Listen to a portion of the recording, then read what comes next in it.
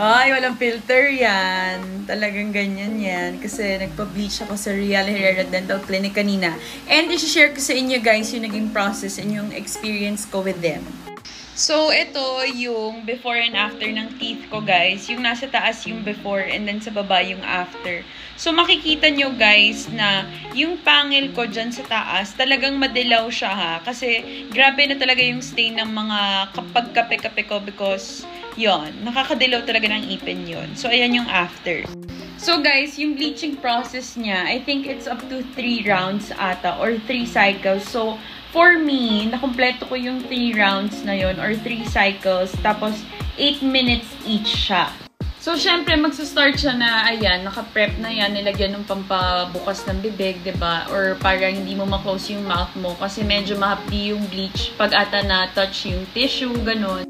And then, ito naman, nung nilagyan ako ng parang protection dun sa gums ko. Kasi nga, yung bleach, guys, kapag daw tumama siya dun sa tissue and nilagyan na nung light, mahapdi siya. So, ayan yung protection na nilagay nila Doc. By the way, my dental clinic is Real Herrera and then ang dentist ko dun is si Doc Bea Alcantara.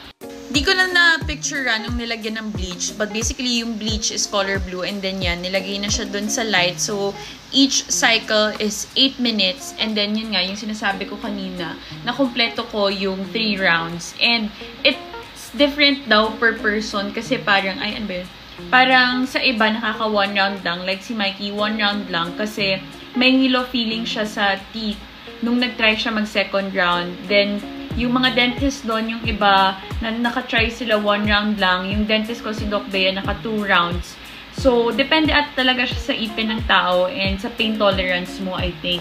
So, for me, wala naman akong naramdaman ng ngilo, kaya natapos ko yung 3 cycles. And then, after, merong konting ngilo dun sa pangil ko. Kasi, if makikita niyo yung picture, ayan nga, sobrang dinamihan ni Doc ng konti yung bleach sa pangil ko. Kasi, siya yung pinaka-yellow na ipin ko.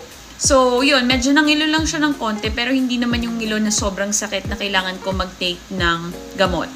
Tapos, ayun na siya mga sis, sobrang happy ako talaga sa naging result kasi sobrang insecurity ko yung pangil ko kasi nga, ang dilaw na niya sa videos if makikita nyo. And yun, basically yung aftercare, wala lang daw colored drinks for 2 days and then mag-ingat sa hot and cold na drinks para lang hindi siguro mangilo yung ipin.